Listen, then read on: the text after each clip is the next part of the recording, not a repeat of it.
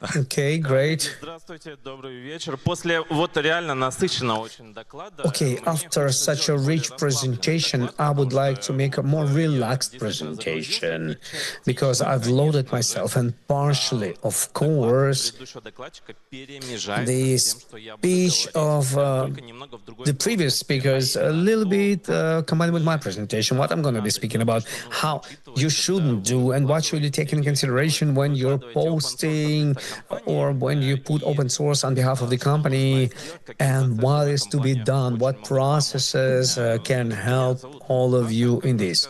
сказал My name is Эдгар. Я Sasha. занимаюсь As I've евангелизмом told you, технологическим Edgar, I'm the evangelist, 10 плюс лет. До этого technical работал в evangelist, Microsoft, 10 plus после years. этого работал в Экотехе, Before I и was так или working in иначе Microsoft сталкивался and in везде с open Ecotech, source. В and I've been Microsoft facing помогал open source строить everywhere. In программный Microsoft, I've been офис, helping to в build open Экотехе source programming тоже office in много Wikitech. всяких штук A lot делал по of поводу other open source. things I Сейчас were веду doing about Сбертех, open поэтому source. And right есть now I'm такой in сложный Sbertech. опыт из So трех right now I больших have the из трех combined big техов, experience out of three плюс big тот techs, опыт, который plus мною the замечен experience внутри that индустрии, когда I это noticed еще inside of the было там, industry даже не было мейнстримом, там, да, это сейчас when it was not краудсорс, это тоже знакомый mainstream. термин. А вот лет 10 назад этой But темой 10 оперировали years много ago, this Microsoft, topic Amazon was и Google. operated by Microsoft, Погнали. Amazon, and Google. Сбертех. Что такое Сбертех?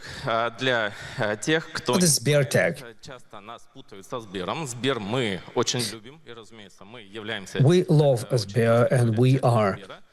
Но мы компания-разработчики We are part of Sber, последние but лет we are the team of developers. And the last 13, 14, 15 years, we've been developing software mostly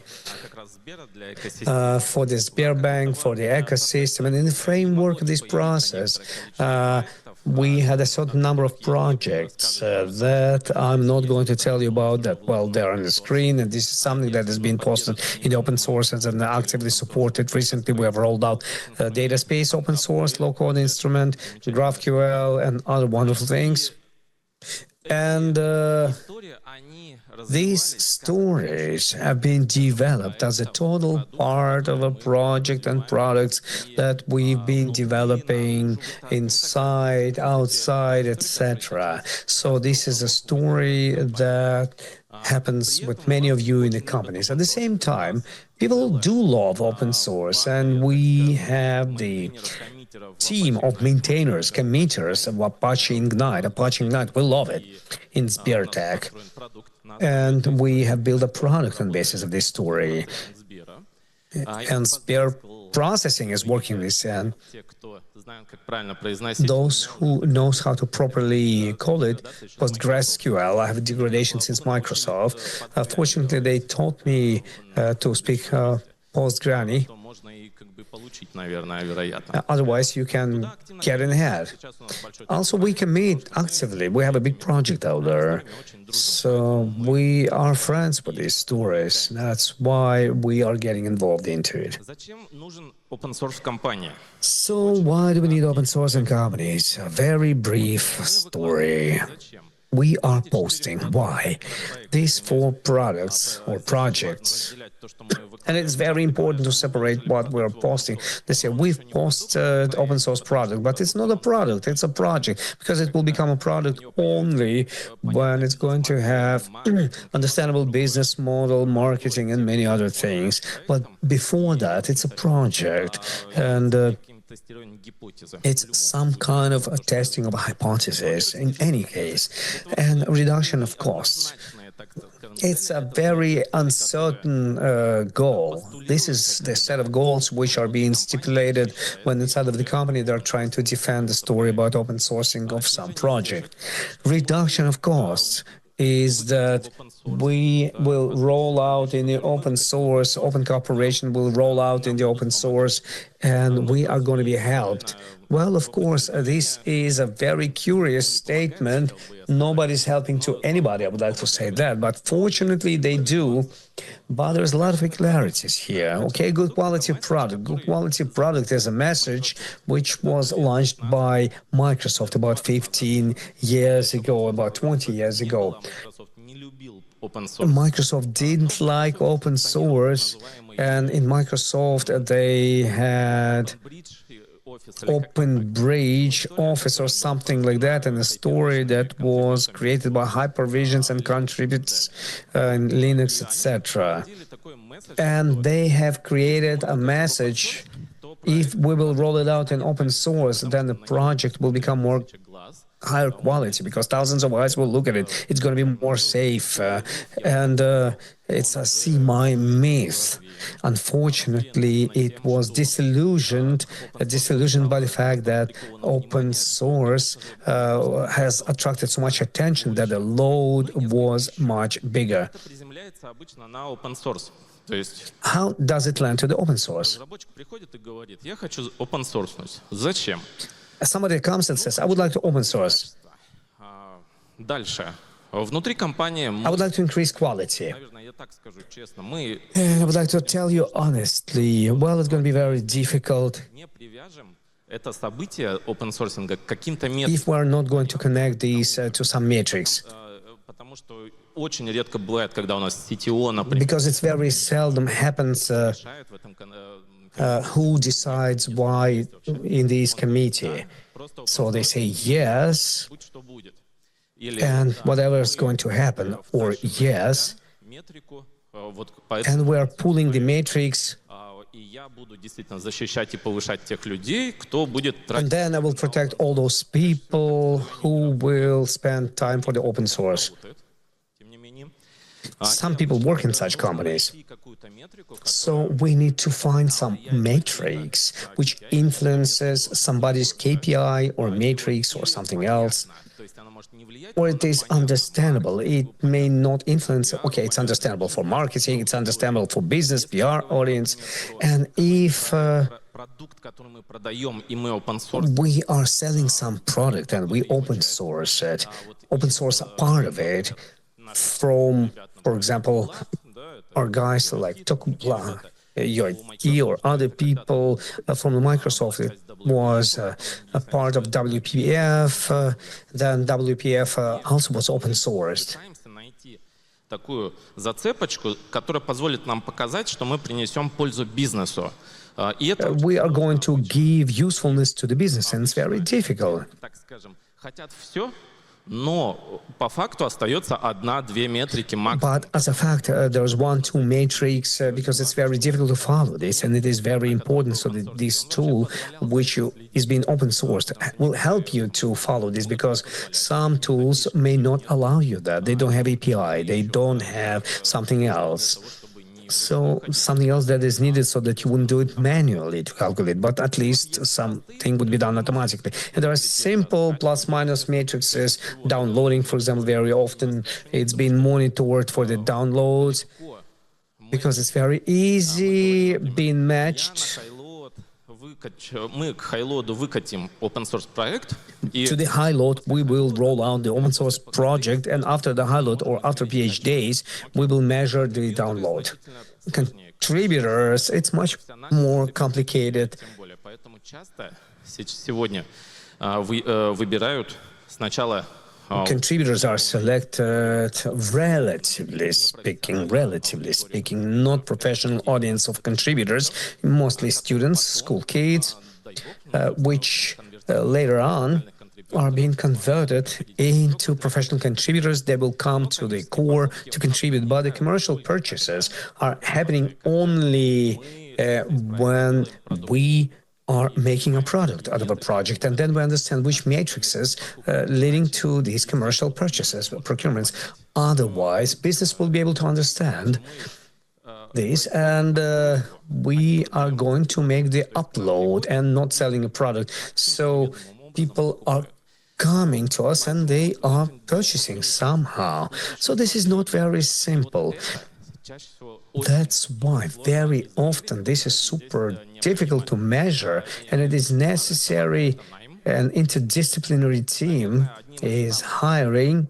And one of the most complicated questions to the study, how the open source project will lead to the hiring of the employees, and together with the onboarding, I will make an example. I will make an example of the Google, and all the stars when they made a TensorFlow and put it into the TensorFlow, and then they've been rolled out. The guides were created to these, and in 2015. So they've covered half of the industry by this story, but the product has to be developed. So the industry wanted to go to the Google at that moment of time. But today, I don't know what is happening with this. And this power of the brand. It's a very interesting question. It helps PR, marketing, and other colleagues to measure it. So what are the risks in these? And the most interesting thing is that when I've seen how the projects are open sourced, 6 top risks which I've seen which lead to very great consequences. Wrong license. Everybody knows these situations with Redison. When you may have seen the situation with Redis, and SPL is moving, and then moving on to GPL, going back and trying to keep it. All of these, well, it says slightly different thing. But if we select just our own license and try to manipulate it, it's gonna puzzle people who have been using our product. But in this case, developers can select a license which has not been aligned with company strategy and come to the same situation of what Redis has come to. You would have to change things on the go, on the move, and especially difficult it will be if somebody got your project in their production and then it looks like you didn't completely fine-tune something, and certain codes which cannot be posted, cannot be uploaded. Next is absence of contract with contributors, and open source is accepting contributions, right, for everybody. So we upload it as a company. I'm speaking about the company. So the company uploads some open source, and in the repository there is no contribution agreement. And we have tried to communicate with the Linux Foundation. And the Linux Foundation would have like a huge contribution agreement back at the time. I do not know what's going on right now. That, we haven't been in touch with them for quite a while. And this contribution agreement basically regulates lots of different things of what Linux Foundation and partners can do with whatever contribution which may be done by external people. The problem is that retrospectively it's very difficult to catch all of that. If you as a company uploaded open source and you have like 10 contributors for your open source, then it would be challenging.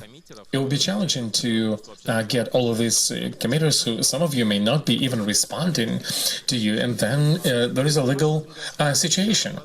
Next is lack of marketing. You upload the product hoping that it's going to gain some tracking and gain some audience. And in this respect, I think I'm going to skip this point altogether.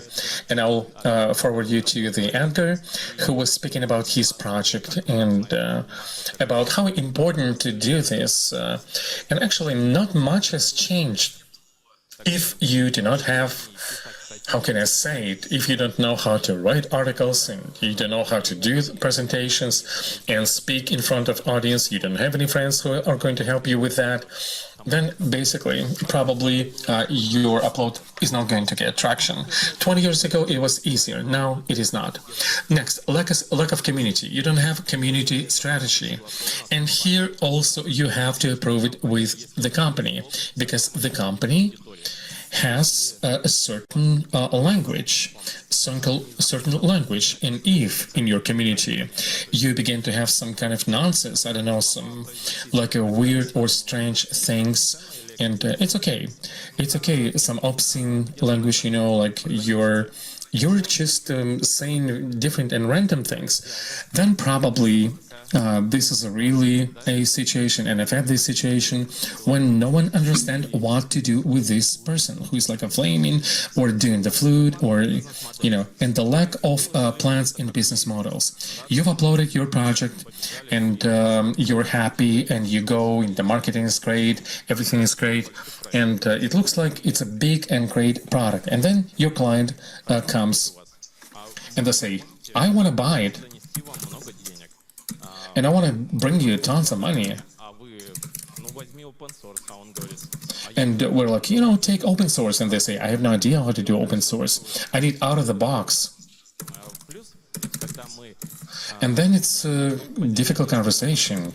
And when we begin to position it like this is like one of the golden models, to have this kind of open core model. And some of the companies have been using that. When core functionality is uploaded into open source, and you on top some enterprise functionality like support and other things, then what I've seen. What I've seen is some situations where this kind of disarray between business development and developer would end up that developers would roll out enterprise and open source feature which should have been in enterprise. Next is no upgrade or update strategy. That's a question for developers, and developers are saying, "Yeah, I'm going to do this on my free time," and they're saying, "I'm going to do this on my free time," and yeah, maybe experienced boss will never take you at this word. They may double check whether it's working or not, this pilot. Inexperienced will say, "Yeah, whatever," and then we see that the project is actually stagnating. What do you do about that? You write off these hours, Who do you write them off of? Like if you especially have timesheets or clock in, clock out in the company, that's a real problem. So if we look at these top 6 risks and plus another dozens of risks, they may result in a very difficult situation. Microsoft have been in this situation when they've been like with an issue with the .NET Foundation, which would position themselves like they would have a lack of one regulation. There was a huge scandal in Google and many other guys, and this is why they build this OSPO.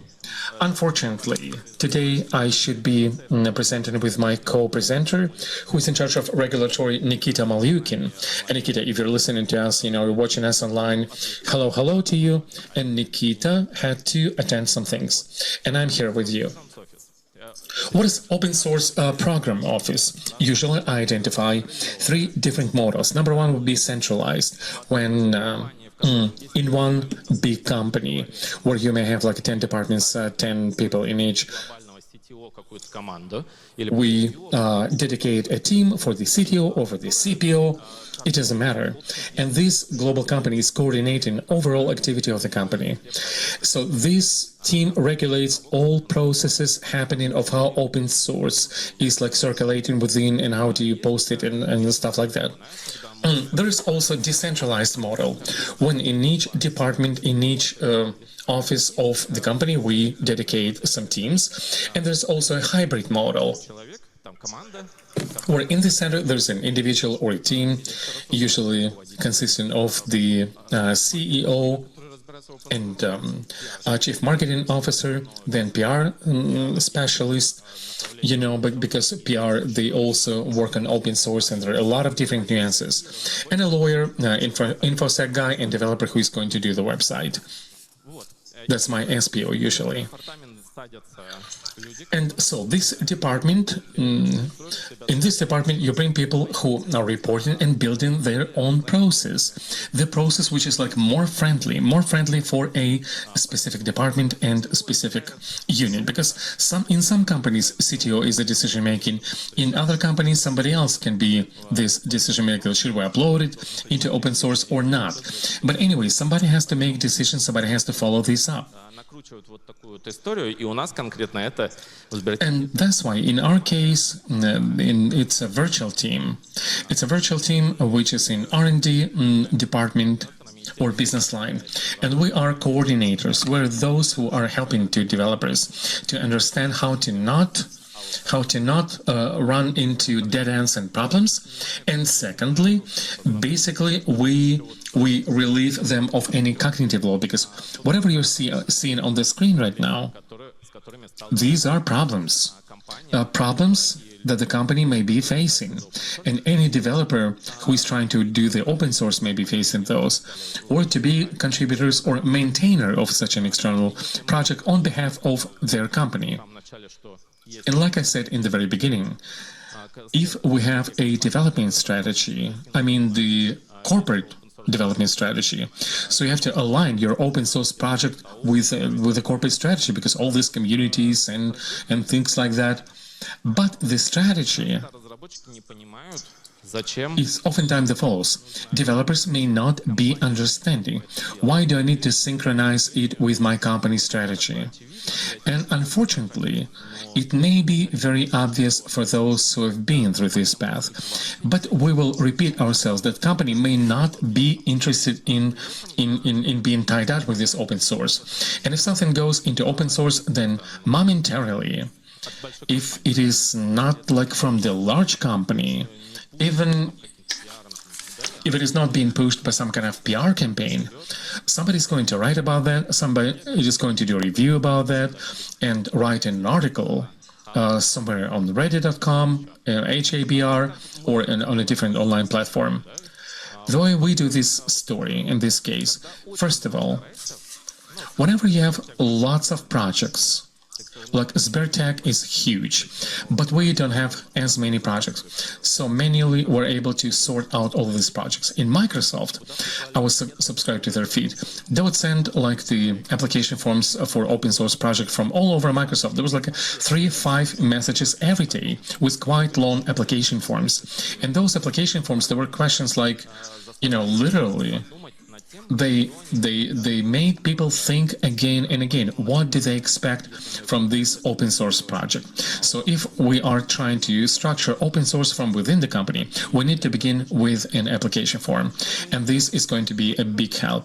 This is what we do in Sbertech. First of all, it's a composition of publication, strategy of the project development, and because we've been doing a lot of internal development, we have lots of different regulations, and those who are making more like external projects and products, they need to understand what they're going to deliver into open source.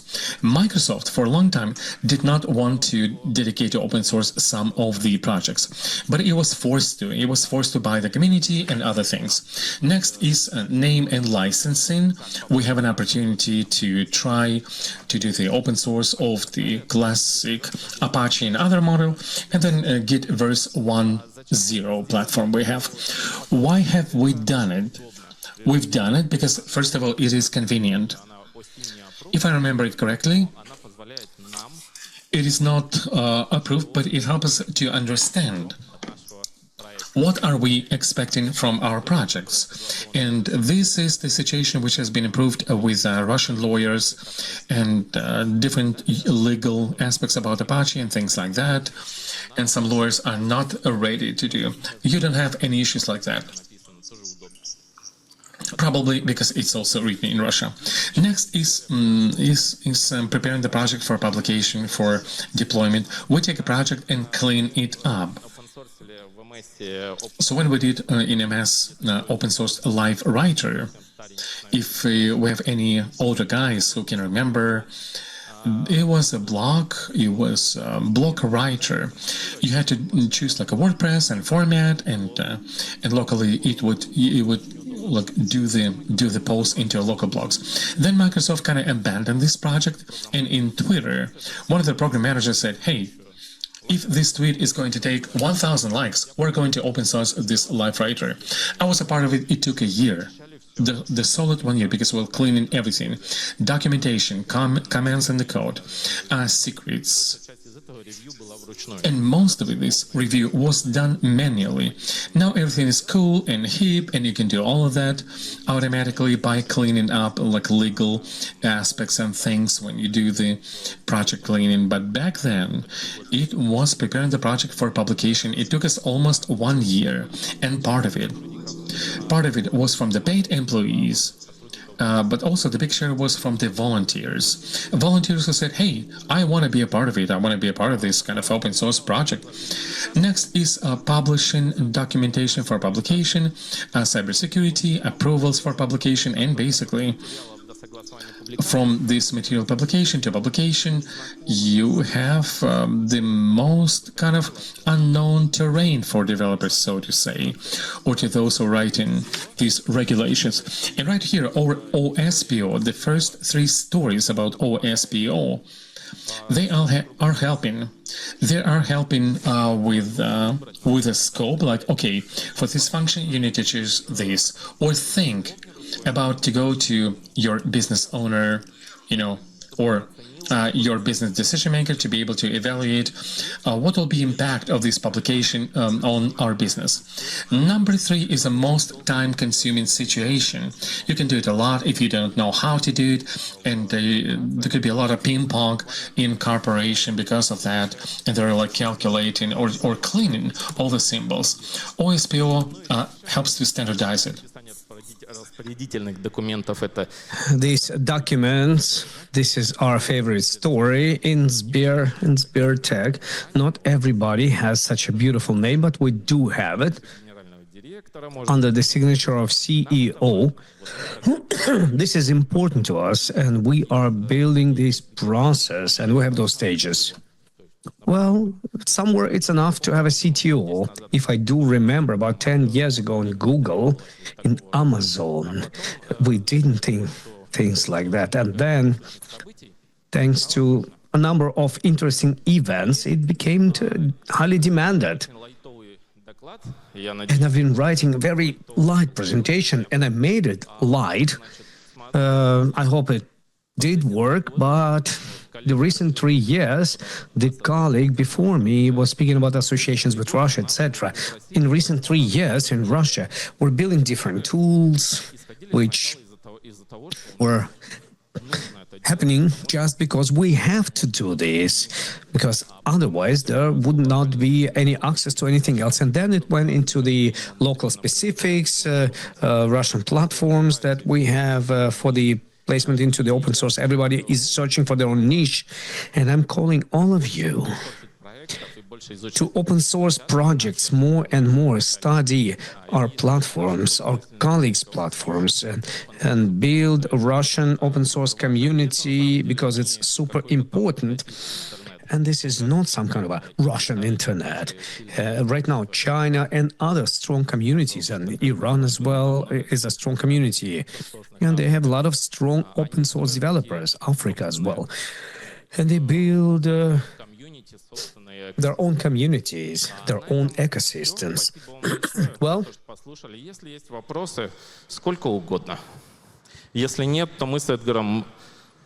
Судим другие вопросы.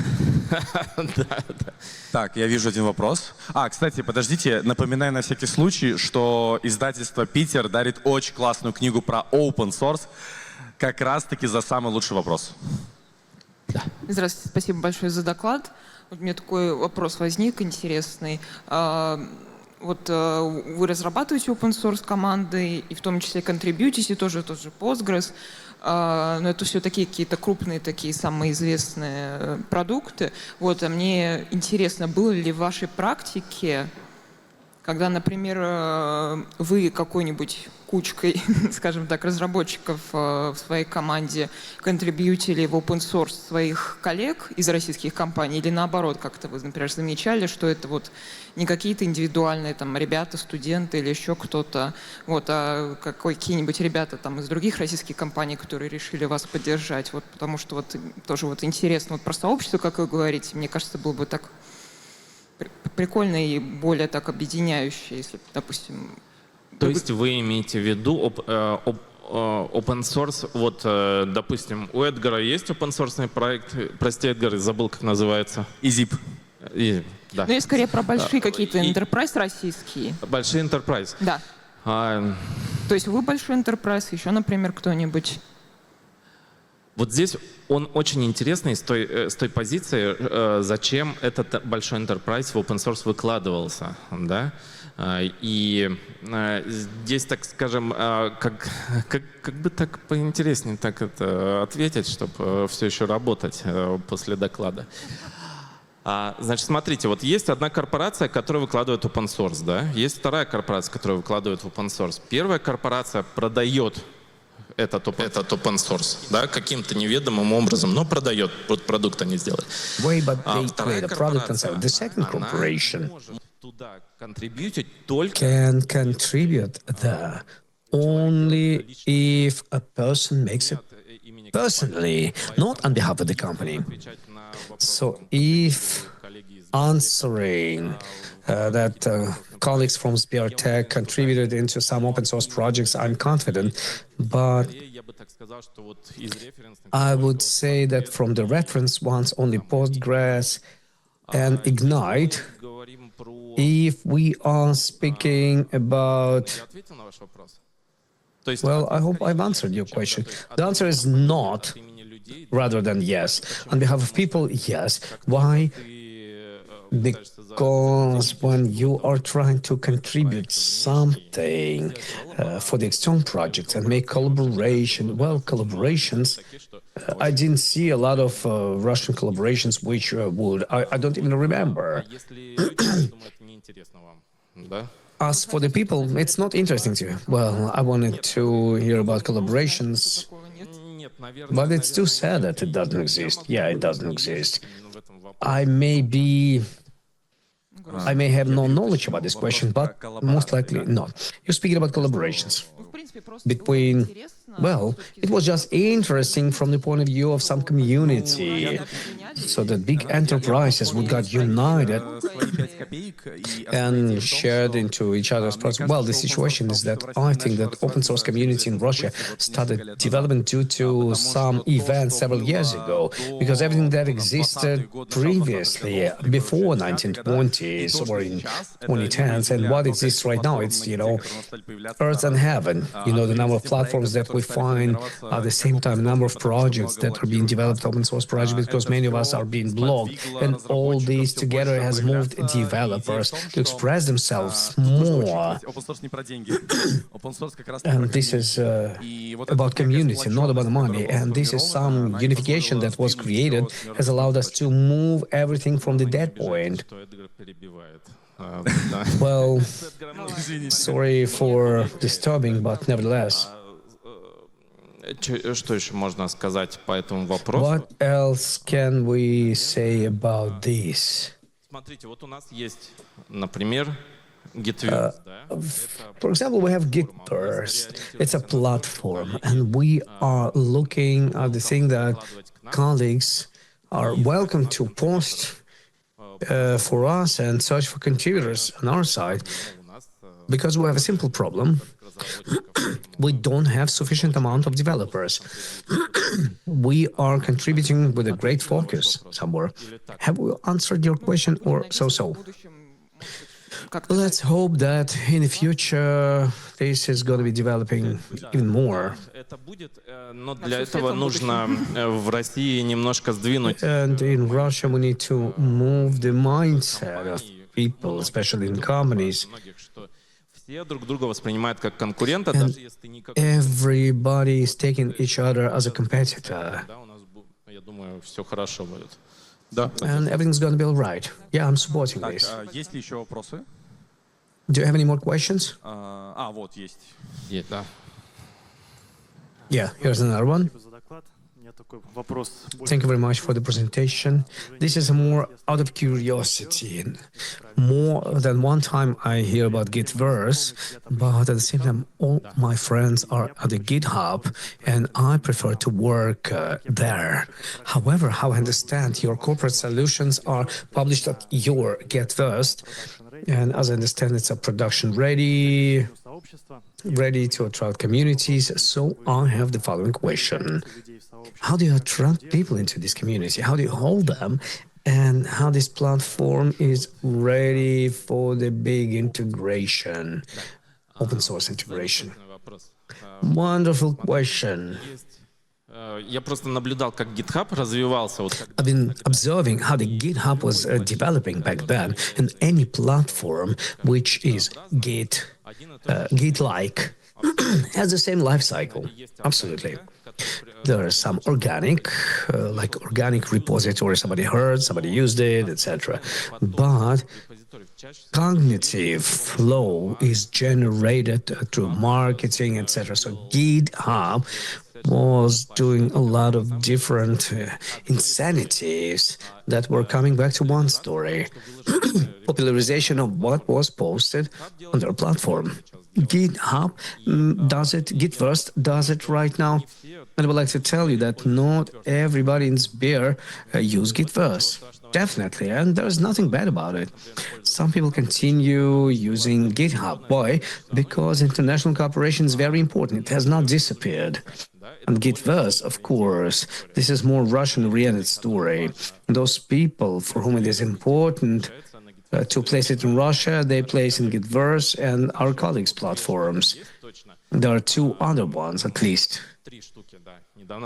And there could be three. One more was released recently. How they are ready? Well, to my subjective opinion, we, as everybody else, were searching for our niche. And GitHub is also searching for this niche. And GitHub cannot find their own niche because they have scooped big number of projects and they're searching for the niche. They're trying to find it in AI. And we have entered it a little bit late. We have entered a little bit earlier. AI first platform. We are integrating for the stack and other ones. How they are ready for large scale. We have large scale projects. Please look at them. I'm not going to give their names because any disagreed mention without approval of the public relations of those companies who are posting it will bring some questions to me. So yes, they exist. As for how is it being migrated? Well, it depends from who does it. If you have a strong CI/CD, then it's going to be much more complicated. If you don't have super great CI/CD, honestly, I think there are two main blockers. The first one is for those who are migrating to Russian platforms. CI/CD, very complicated pipelines, tuned up. And the second one, not support of, can you tell me? RST, the absence of RST support. I don't even know who will do it. RST, if I properly remember it, if you confirm to it, RST is a more advanced markdown. So in a given case, we actively work on attracting partners, repositories, and we are coming not from the situation that whether we are ready or not, but it's a practice checked by the GitHub. Have I answered your question? Yes, but I have another one. Do I properly understand that SberTech has projects to support communications not only on their platform, but also on GitHub? GitHub also has SberTech projects. No, there are no projects from us, except for Ignite, which is actively maintained in PMC. And we have mirrors. We do have mirrors, I think, but I haven't checked. Are they available or not? But the thing is that when this strange situation have started with repositories, GitHub behavior, then it became risky. Not risky, but unclear what's going to be the consequence. And as a company, if we will place a project at the GitHub, and then it's going to be downloaded, and then they will say, we want to buy it, but we cannot sell it to some region, for example. But what are we going to be doing with this contribute? The person from America will not be able to sign anything. They get verse 1.0 license in Russian language or in MAID.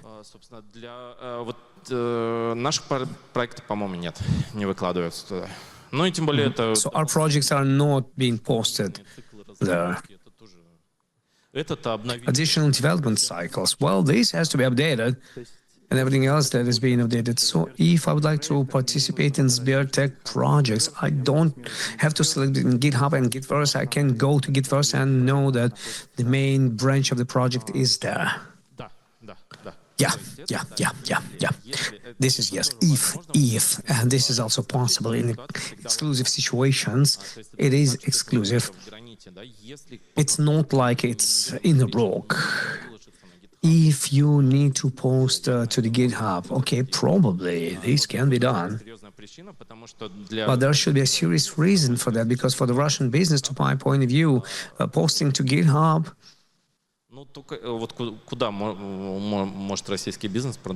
where can Russian business sell? I don't know. Dubai, theoretically, but I can't imagine. So for this, you need a full process, external process. So it's much simpler to walk by your feet and that's it. On the airplane. Something like that.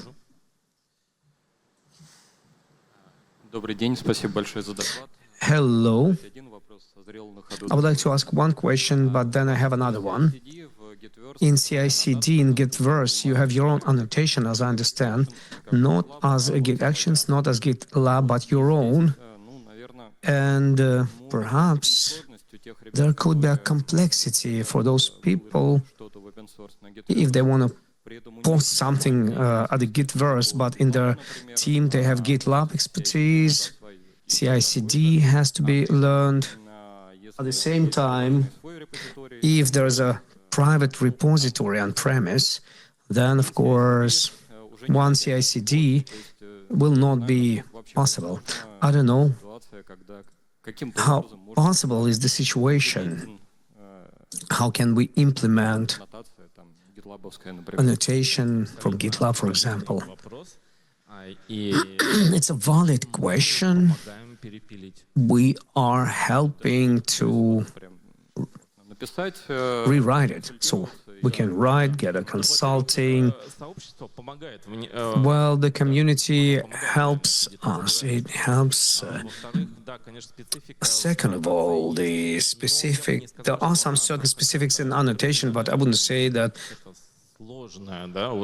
I wouldn't say this is something complicated. There could be some glitches with the action. But as soon as you will dig, for example, in the morning, it says that, well, this is like that, usually. That's why we are doing that. And this is the best practice invented by the GitHub. We've been coming to the GitHub, and people from GitLab, they were told, well, everything's very complicated. Okay, let us help you. And that's it. That's why the questions are... We are not helping everybody because we have private life and we should give some priority to it as well. But, if these are interesting projects and if it has complicated CI/CD, then it's going to be interesting and we're going to help. Everybody does it. Everybody.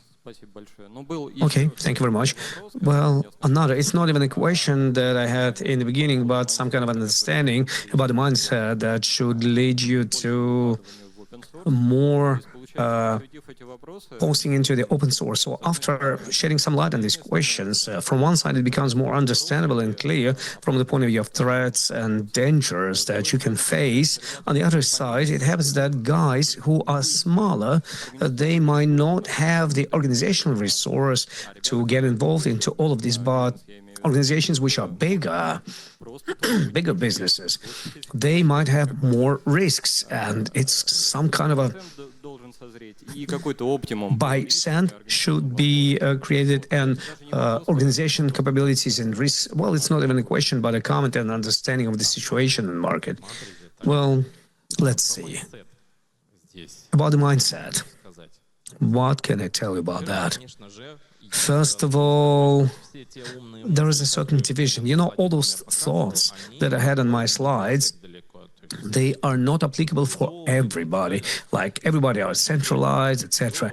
If you are a big organization, then okay, you can invent something. But yes, there's a lot of questions. The bigger you are, the more complicated to build this process. But small ones will post things like that. And from this point of view, PR and marketing helps who somehow discovers those gorillas in Hub in the comments. They posted something, okay, this is my project, and then they receive the PM. Okay, what kind of a project do you have? Under the name of the company in the comments. So I would like to tell you the following thing. If we take medium and small businesses, then it's a story more about the community. If the medium business, for example, had a decision to commit something to the open source, somebody wanted to do it, it's not the CEO who said, okay, committed to the open source. It was a desire of a certain developer. So there's a number of examples, well, not too many, and this developer was permitted to create this process, and he can do that. So if in my company, not Sbertech, but my other company, some guy would do that, I would permit him to do that, because you can immediately see that this is a person with an idea and he wants to do it. And if this happens in medium business, that's okay. Speaking about small business or startups, they by default look in this direction because they have no other choice. The same US startups, by default, they are AI-based and they look into the open source. Why? Because there's no other way. On the basis of open source, or they immediately go into the open source. That's it. Have I answered your comment? Not the answer, but the comment. And you can give millions of comments to this topic. There's a lot of different things. Any more questions? No questions? So which one was the best? Yeah. I think that question number 1 was better. Question number 2 and 3, they were good, but they were not ideological. But the open source, the ideology plays a big role. So question 1 was from you. And we're going to give you the gift. Okay, dear colleagues, I'm always available. Please come, write, and don't leave the place, because next presentation is going to be very interesting. Okay, good evening.